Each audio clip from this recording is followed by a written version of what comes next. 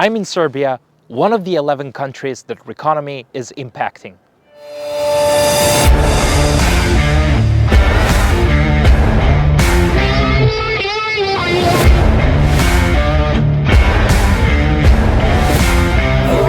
The gaming industry in the Western Balkans is on the rise. It's not just about games. It's about the future, careers, and breaking barriers in one of the most vibrant sectors of the IT industry, game development. At the heart of RECONOMY's mission lies a commitment to bridging the critical gap between the demand for skilled talent in the gaming industry and the available workforce. Through comprehensive efforts to raise awareness, showcase the vast array of career prospects, and attract skilled professionals from diverse backgrounds, RECONOMY is setting the stage for a thriving game development sector in the region. I think Serbia in general has a really strong tradition of both creative potential and tech side. There is a strong hunger of the young people who are into pop culture, who are into innovations, whether we talk about Atari computers in the 80s or today using the most recent technology. There is a lot of hunger for this, and to be kind of in touch with the global tendencies, with the world. On the other hand, if we talk about diversity and gender balance, I think this is also because despite that we also have a kind of relatively traditional society, we also have a very open-minded spirit.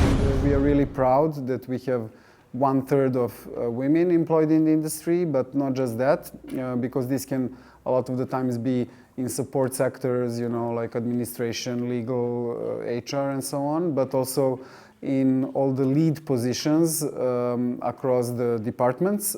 Half of the lead positions are taken by women, and this is a really great result and one of the top results in Europe, actually. The gaming industry, with its rapid growth, faces significant challenges. A talent shortage, where the demand for skilled professionals far outpaces supply. An education gap with a slow adaptation of academic curricula to the needs of this dynamic industry. And a pervasive public perception that undervalues gaming as a serious career path. Additionally, the industry grapples with a lack of unified representation to advocate for its interests and an underdeveloped ecosystem that limits the growth potential of local gaming businesses. This is exactly why we are employing and realizing a great number of projects and programs. So together with the board of directors of the association and the executive team, we are working closely together and talking to our members, talking also to other stakeholders that are looking at the wider ecosystem of maybe creative tech field. So we really try to, respond with our activities to the actual needs. And so at the same time we are tackling talent development, where we specifically now we are doing all of this through the Shift to Games platform and project, and I could even say kind of brand. So we are very happy that all of the talent development things we will be doing are going to go under that banner. This also goes for collaborating with universities and other academic institutions, helping them develop new curricula, new programs, because the education and the industry, cannot do without one another. We need an updated education sector that can help the young people gain the skills that are needed by the industry. So there needs to be a dialogue all along. So this is, I would say, the talent pool. Within this, we are also paying special attention to girls and ladies and diversity in general. Then we are working quite a bit on supporting the independent, small and medium scale teams through different forms of mentorship. In this regard, we are very active in the European Game Developers Federation and also in Video Games Europe. And all these two pan-European organizations are actually bringing together, all the key players from big companies to other national trade associations such as ours, from all across Europe. And also through this and our other contacts with other partners, we are trying to open opportunities for our teams to take part in European co-productions, in European accelerator programs, in European opportunities for funding. And can you discuss the importance of regional collaboration in the gaming industry, as seen with partnerships like the one with the Magda Association in North Macedonia? Like, how do these collaborations benefit the broader gaming ecosystem in the Western Balkans? So I think we are in this particular case kind of at the, not at the very start, but there is, I think there is yet a lot to be done, and I think there's a lot of opportunities there.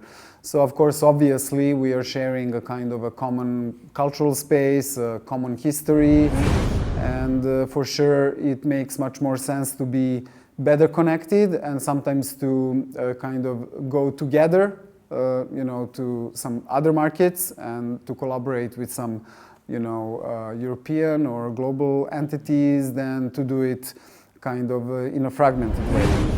We want to talk to them, we want to work together, we want to share our experience, and with some of them we are even very proactively kind of sharing you know, our knowledge about how to build an association, how to build programs, how to engage people from the game dev community. We actually plan to have a sort of a program presence throughout the region, and this means Albania, North Macedonia, Bosnia, Montenegro, Kosovo as well. So there's people in all of these places that are kind of engaging the local communities. And I think we managed in the last couple of years to develop a couple of programs that can be very relevant for all of them. And we would be very happy to actually offer them, you know, an opportunity to use the models that we already piloted and tried out. I was participating in the Playing Narratives program, the first cycle 3 years ago. And that was the first chance I got to actually try to do narrative design. Until then, I was just writing. It wasn't writing for games, it was writing in general. And this was a great opportunity to actually work on a project and to learn how the pipeline works, because that was an abstract thing for me completely up to that point.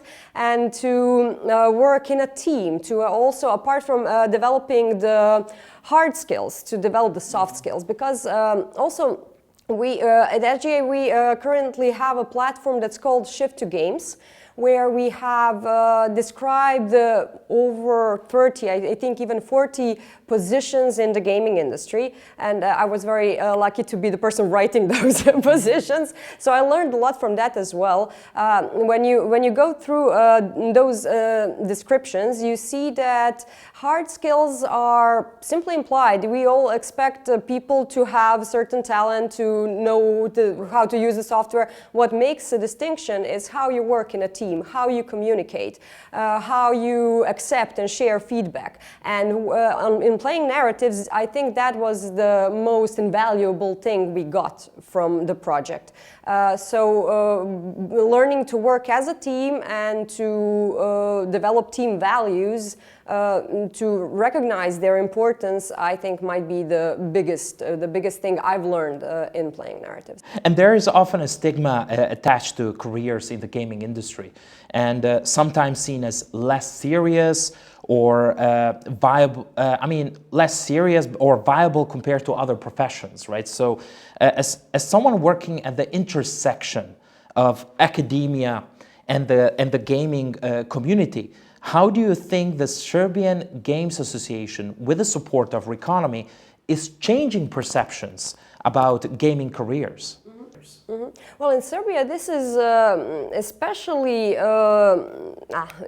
in Serbia, you can see this a lot from the very fact that we, instead of using the word game, we use the diminutive of that word. We say igrica instead of igra, which implies that it's a childish thing. It's something for children, and one of the reasons it's not being taken seriously is that people don't look at it as something that adults should do or that should be made for the adults. But the Serbian Games Association is trying to show that there are very serious studios in Serbia, some that have over 100 people in them working for them, and they make quite serious games. And apart from that, we know that the gaming industry today makes more than the music and film industry combined. So it's a very serious thing and should be taken seriously. And academia has only recently understood this and started making programs for people to get formal education in game development. At the moment, most of these programs in Serbia are focused on developing skills like programming, art, less narrative and game design, so less the theoretical ones, more the practical ones. But it's important that it's starting. So at the moment, we don't have a lot of people who can actually teach at these courses because there aren't enough people with PhDs that have a certain academic background to teach such courses. But I think from now on that will change because now we finally offer something for people to officially be a game designer or to officially be a game developer or whatever. RECONOMY addresses these challenges head-on, aiming to transform the public narrative and highlight the gaming sector's potential for innovation and prosperity. By focusing on inclusivity and diversity, RECONOMY endeavors to tap into untapped talent pools, including the significant potential of female professionals, and to create an environment where every interested individual, regardless of background, has the opportunity to thrive in the gaming world. As we delve into the stories of those leading this charge, we uncover the aspirations, the challenges, and the victories shaping the future of game development in the Western Balkans. This is a story of a community transforming play into possibility. What inspired you to start Shosha Games, and what is the core vision driving your startup? Well, it's kind of complicated story, but it's an honest one, if I may say.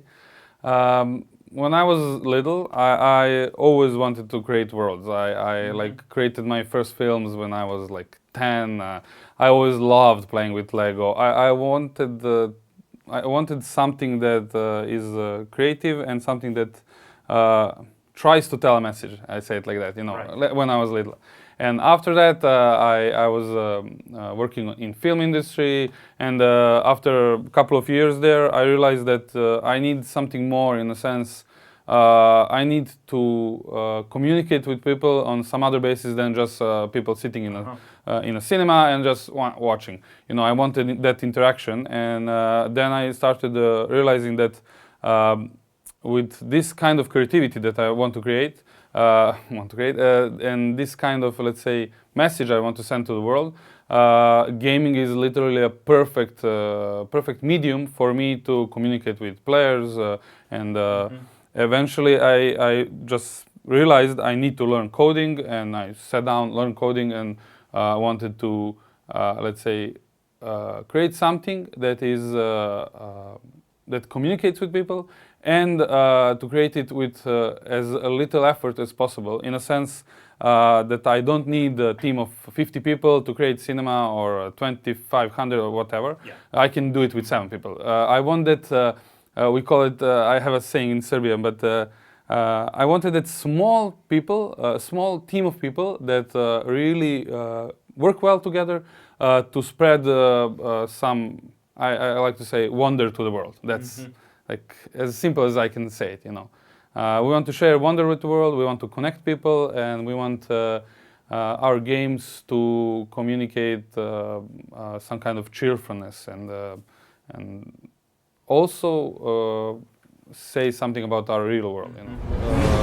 More than half of our team is from programs of FGA, so 4 out of 7 people are from playing narratives, so that is one of the biggest advantages we could get. I found all the people that I work with and that I love today because of that playing narratives. Okay, we knew each other in some sense, but that one point connected us all. So playing narratives was like one of the first times I came into touch with gaming as career-wise. You know, before that, I considered it, definitely. I was still in college at the time. I was an animation student. And after playing narratives, I definitely decided to move that aside as a hobby and definitely pursue gaming and illustration in gaming as something that I want to do most of all. It definitely widened my views on what it is to make a game, what it is to have a studio, how much work actually goes into it.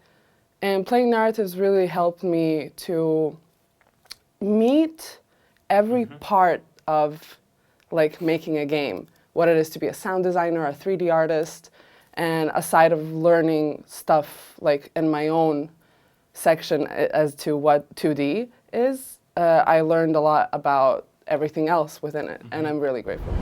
When you start game development, you literally have cloud of information from creative sides, from how to sell a game, from how to develop this mechanic, how to develop this material and stuff like that.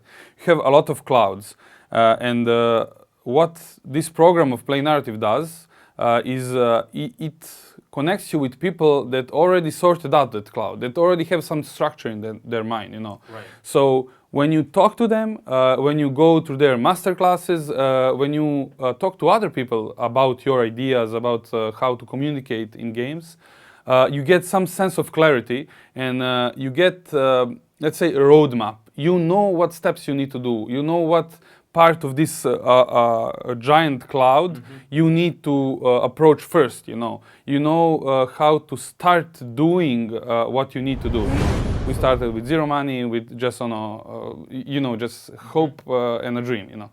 And when you get those little bit of validation, when someone says, okay, you're doing this right, this is okay, you get motivation for it. And what advice would you give to other gaming startups seeking investment? To not give up, you know, that's the main thing is if you believe in your idea, but don't give up. Listen to other people, what they say. They have a lot of experience. Everyone that says something to you, you can get something out of it. Maybe you don't need the whole information. Maybe it's wrong for you, but you can get something out of anyone that you talk to.